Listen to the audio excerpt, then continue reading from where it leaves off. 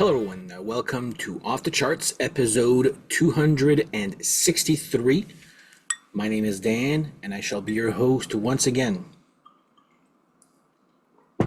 If you haven't done so already and you're watching this, please subscribe. Try to help support this channel to grow. And if you already subscribed, thank you very much. So, cheers to you all again.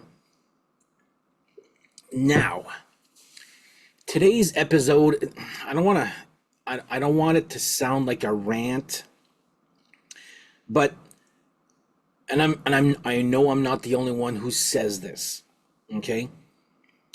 Oh, Maiden's last good album was in 1988 with Seventh Son of a Seventh Son. I'm probably one of those that says that also. Iron Maiden have not done anything good or memorable since 1988. Now, back in the 80s, everything Iron Maiden did was gold. Like, they used to be in my top 10 favorite bands ever. They're not anymore, okay? We'll go through this album per album after everything that's been released after Seventh Son of a Seventh Son. And the reason I thought of this is because I'm actually doing an episode with the Contrarians tomorrow regarding a Dark Horse album called The X Factor. Do we like it or do we not?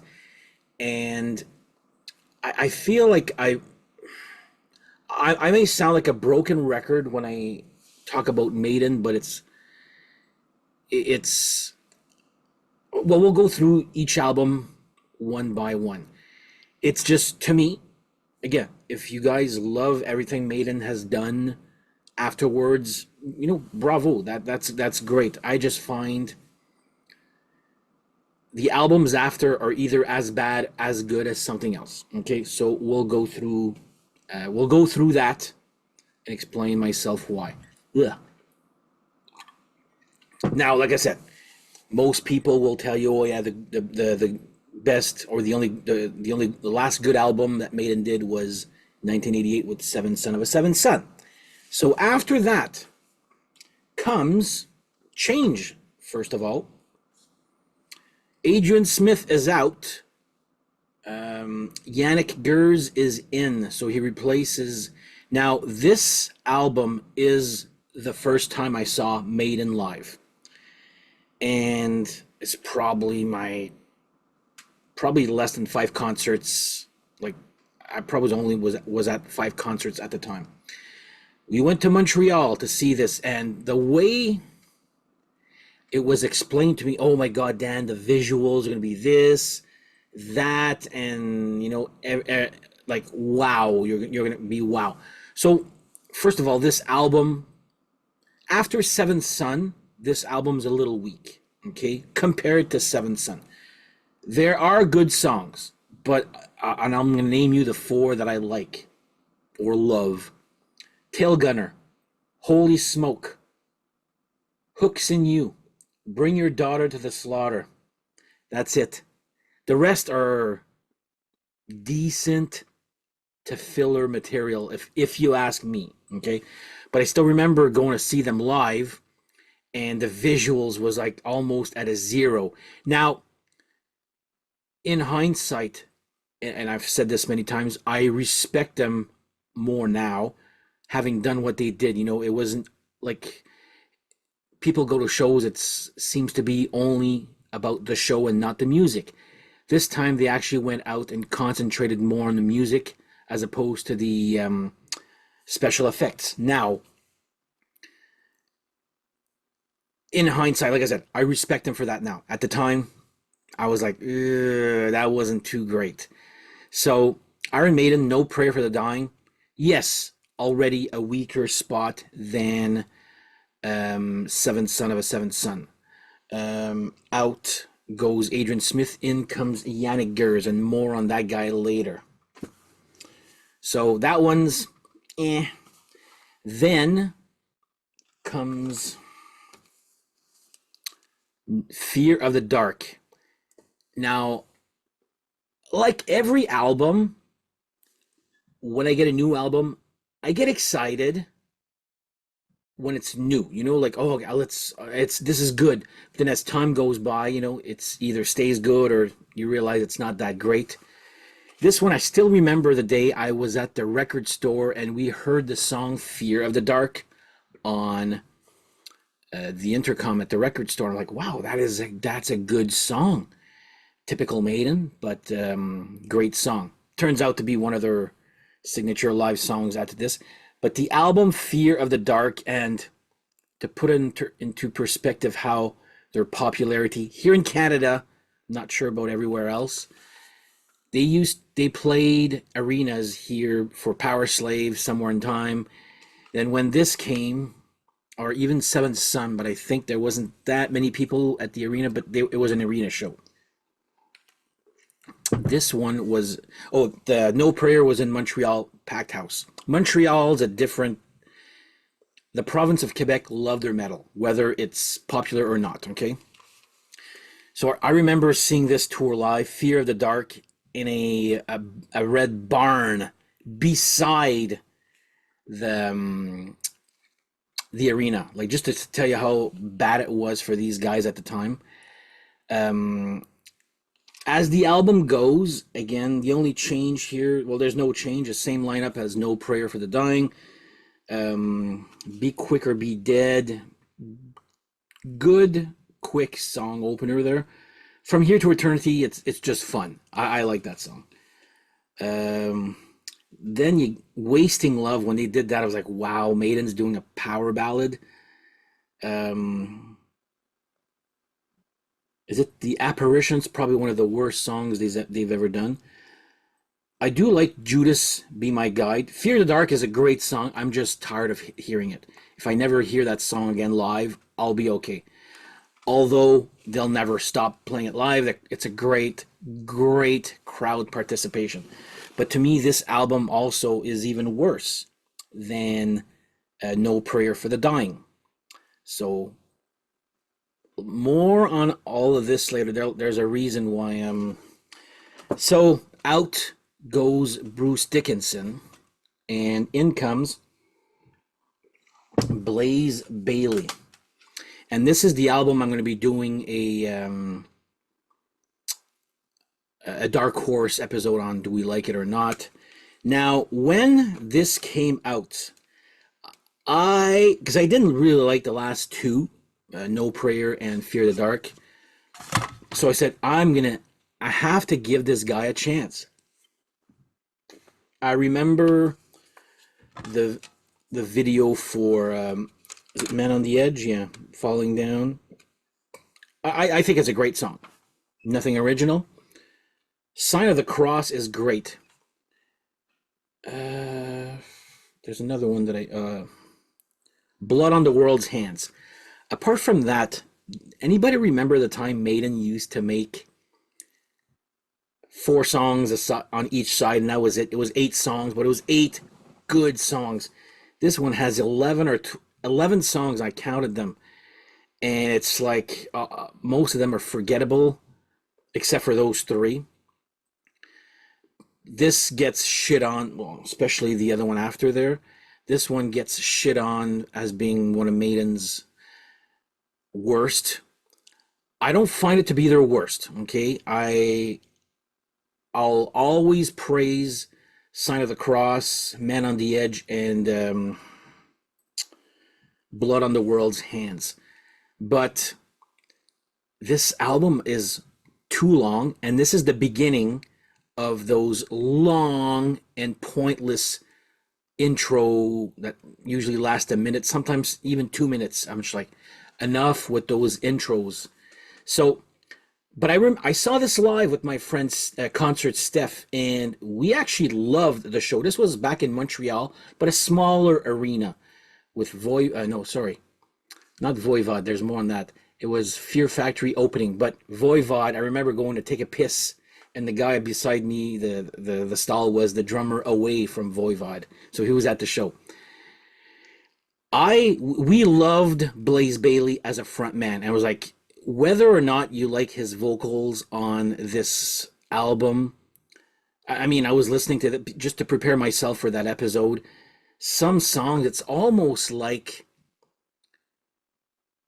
Blaze Bayley was given a, or the music was recorded first, and then they're like, well, I can't really sing that well in that key. Well, I'll just deal with it, you know. When he sings low, it's when you notice, I find that there's not really any, it sounds like he's off key, but then you re-listen to it and you're like, it's not, it's just something's off. I'm not sure what it is. But anyway, three good songs, or I would say even great songs on this. The rest, again, filler. It's more dark, but it's way too long. Okay. So, what happens when you make an album too long? You make a shorter one. That's why I like this one more than I do the X Factor. One, it's 8 songs, right? Yeah, 8 songs, just like we like our old good old Maiden. People don't like the cover. I don't care for it. I don't love it. I don't hate it either. It is what it is. But I do love Future Real, and I remember buying the cassette or the CD at the time, going back to class and meeting my friend Steph, who was going on. I'm like, man, that song Future Real is really good. So, The Angel and the Gambler, most people think it's one of Maiden's worst songs. I actually love the song. When a good riff, sure, it's repetitive. It's very, very repetitive. But if it's something that I like, that it's repetitive, I'll like it. And of course, I will also. The Educated Fool is also a great song. People seem to think that The Klansman is the best song. It doesn't do anything for me, and gets played still with Bruce Dickinson for some reason. I don't know. But I like this one better than I do um, X Factor. Why? Because of the length. 11 songs versus 8. That makes quite a difference, okay? I don't think there's filler in here. Just some songs are good, like, but anyway, I do like this one better. Having said that, people were shitting on Blaze Bayley, okay? And of course, he was from Wolfsbane, and from what I understand, people were shitting on Blaze Bayley, but when being approached, you're like, well, it's not really Blaze's fault because I do like Blaze in Wolfsbane. It's just not a good fit for Maiden. So what happened with those 2 albums? Me personally, I think that the X Factor is just terribly produced. His vocals are so low, while Virtual 11, his vocals are higher up. There is a hint of off key, but again, like, I was re-listening to X Factor yesterday for tomorrow's episode with the Contrarians, and I'm like, my God, like, could not could they not have discussed like playing a song in a different key to fit Blaze's voice? Anyway, those 2 albums, I'll defend them for the songs I love. There's not much else to like after those songs that I love that I've mentioned. But out goes Blaze Bayley was just not working out. I saw. Oh, after we saw Virtual 11, I guess I piqued my friend Pascal's curiosity. We went to see them in Hamilton for the Virtual 11, and it was a bad show. Blaze Bayley had a cold, so if you don't really like his voice to begin with, this was even worse, as his vocals were really off that night. Thank God Dio was there. And again, thank you to Wasp for not showing up for the first time in many times to come. All right, out goes Blaze. It was really not working out, like, at all. So Bruce Dickinson is back for Brave New World. Now, upon first release, yeah, it was a great album, okay? Good album. The Wicker Man, Ghost of the Navigator is great. Brave New World and Blood Brothers are a little repetitive. I do love The Nomad a lot. But again, 3 songs that I love from this album. Same with the 2 Blaze Baileys, and it's been like this. There's only like 3 or 4 songs that I love per album. Now, people seem to think this was a great return to. I just find this album and a lot more coming after as good as this were as good or bad as these two. And my friend said it well. Like, I don't know if it's because of the age, but I mean, I know those first 5, 6 albums. You know, the ones from the '80s up until '88. I know them by heart. I played the crap out of those albums. Sure, I'm older, a lot older. um, Albums now, I guess as a kid we had more time to appreciate albums. As you get older, you listen to them, but you don't sit there doing nothing, just reading, looking at the cover, playing the album over and over because you probably had what 10 albums to your name at the time, something like that there. But anyway, I find this one good. It was a good comeback album, but I love as many songs as I love off of those two. Anyway, now, and I saw that tour, it was a good tour also. Then comes Dance of Death. First of all, that album cover is terrible.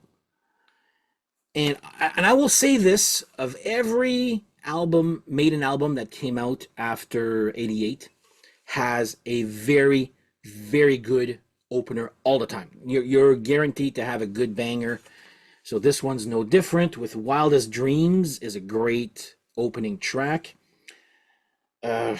No More Lies, that's again redundant and repetitive. Uh, Face in the Sand is probably the one that I enjoy the most. I do enjoy the intro to that one. Again, chock full of intros that lead to nowhere. I saw this tour with Arch Enemy. But my friend said it well. It goes, back then, and again, this one has 1, 2, 3, 11 songs again. And this one also probably has 11, 10 songs. Okay. I guess gone are the days of 8 songs. And this is the CD era, and this is a double vinyl. But yeah, my friend said it. He goes, it's not that the newer Maiden albums are bad. It's just that they're not memorable. Okay, you put them on, you like it, or you don't. But apart from a few songs, now this one here has 2 songs that I would say I love. Okay, the rest, and I've listened to this many times, I just can't associate the titles with the songs anymore. Maybe it's my age. But again, nothing else memorable on this album. So to me, it's as good or bad as the Blaze Bayley ones. Next up, Matter of Life and Death. Oh my God, this one really annoyed me at the time. So Different World, again, good song. The Reincarnation of Benjamin Brigg, also good song. I do like that one. Apart from that, again, nothing really memorable from this song. Now I remember I had tickets to go see this, but I gave them to my brother-in-law because I was starting a new job. And like I didn't really want to book off, so I'm like, okay, well, take my ticket. I'll go another time. Well, this album apparently went #1, and they decide to. I don't know if it was in Quebec or Montreal or Canada, #1. So what did they decide to do? Let's play the whole fucking album live. I was like, oh my God, I'm so glad I wasn't there, because playing a whole album live, to me, it has to have survived the test of time, first of all, when you do that. Not a brand new album that nobody knows. Like, okay, sure, it went #1. Probably people bought it. Does it necessarily mean that they listened to it? I don't know. But yeah, I was really disappointed. I do, again, great artwork. I will give them that. They always have good artwork most of the time, except for Dance of Death. But yeah, I'm glad I didn't go see that show, because and of course they play the whole A Matter of Life and Death, then play 5 or 6 known songs, and I remember my brother-in-law telling me, like, holy crap, I didn't know anything. Like, so is it a good move to play a whole album when it's brand new? My opinion, no. But anyway, this is a matter of life and death. Again, as good or bad as anything Blaze Bayley has done, and so on.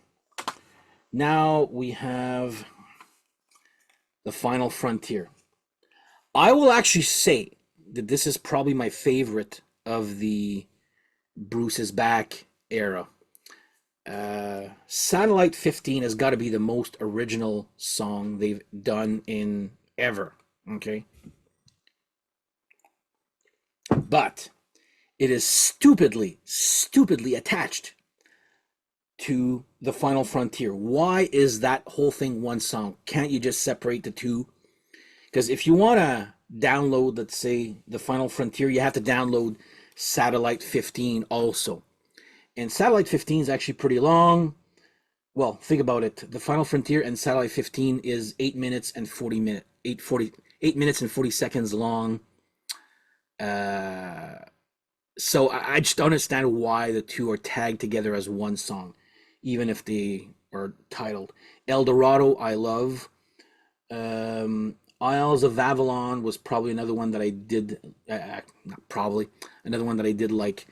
I enjoyed this one better, but there's still some songs on this. I'm like, I couldn't even. Again, I listened to this many times. Just can't associate the titles with the.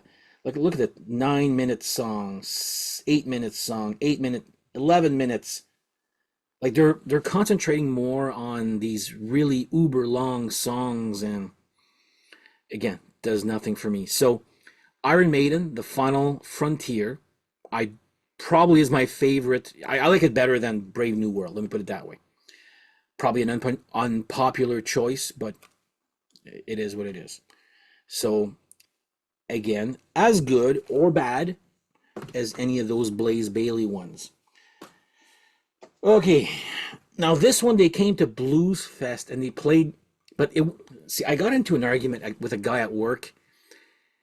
A fun argument, obviously there, and he's like, "Oh yeah, they came to Ottawa for the Final Frontier tour." I'm like, "No, they did not. They came as a, they did a greatest hits of every album, starting from Brave New World until that one. But they only played the song El Dorado because it was only released at the time. That was it. The album was not released. Oh, no, no, no, they came to Ottawa. Like, no, they didn't. I'm telling you, they didn't come to Ottawa for the Final Frontier.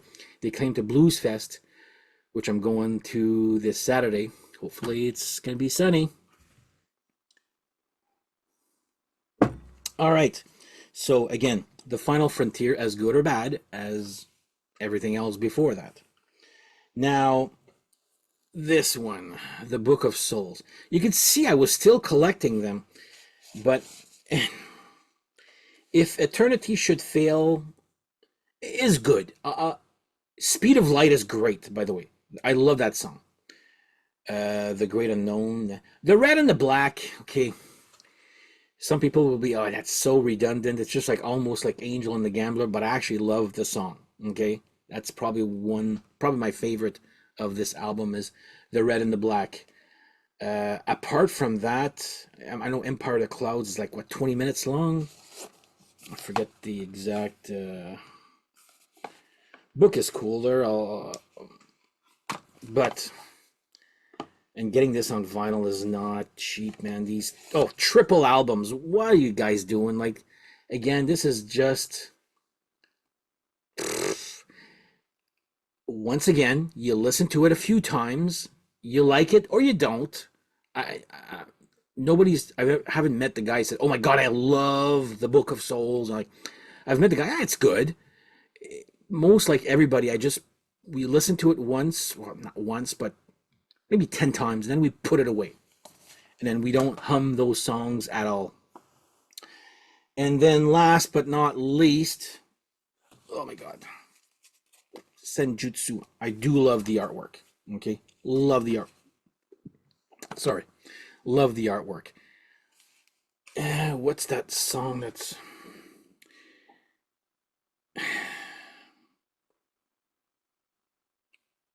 So I'm looking at these songs, and remember the writing on the wall was the first lead off single.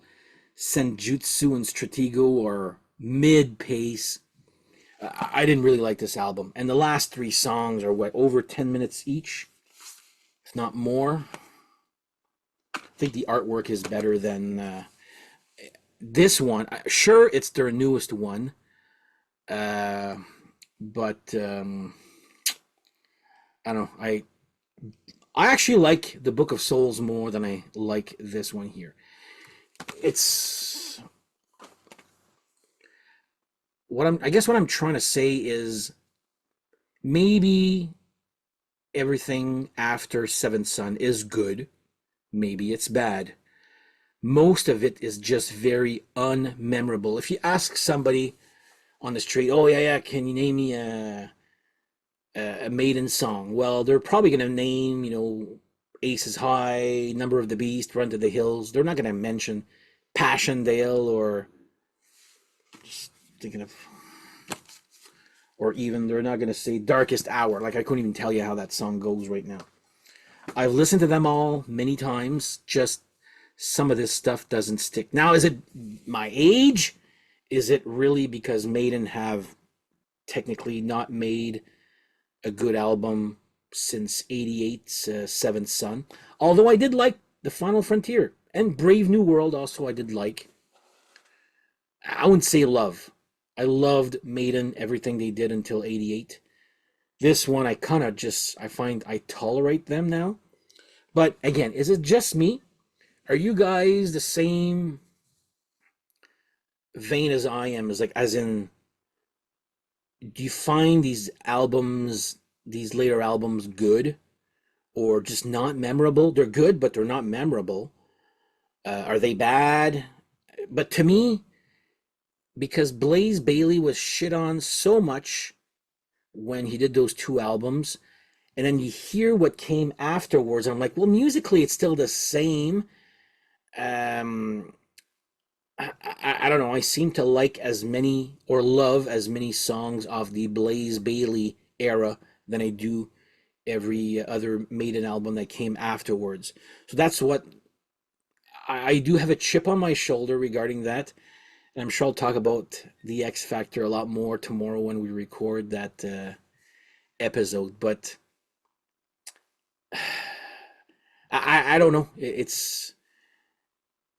I just find the newer Maiden albums, they're good, but they're not memorable at all. That's my 2 cents. Looking forward to you guys in the comment section. Hopefully I didn't piss off any Maiden fans out there, but I'll back up my stuff there. Like I said, it's just one guy's opinion, and I'm still gonna go see them live. The Days of Future Past, I think in October. I'm looking forward to that because, of course, they're playing. Um, Apparently, it's half Somewhere in Time, half Senjutsu there. So we'll see how that goes there.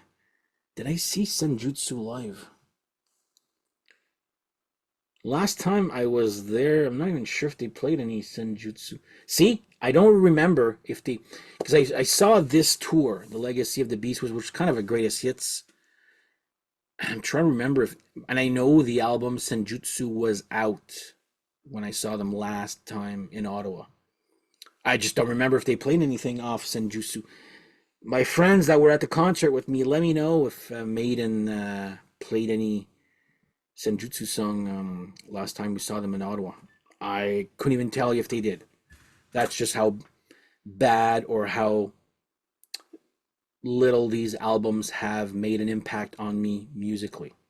And could be my age, but there's also other albums from other bands that I still love to this day and I listen to death. So why is it that Maiden's first era from the first album to Seventh Son of a Seventh Son are considered classic, and then from No Prayer until Senjutsu, it's a toss up. Anyway, it's not. I don't want to piss off Maiden fans. That's not at all what I want to do. I'm just baffled as to how these albums are still considered great or classics. I don't know. I don't know who says that.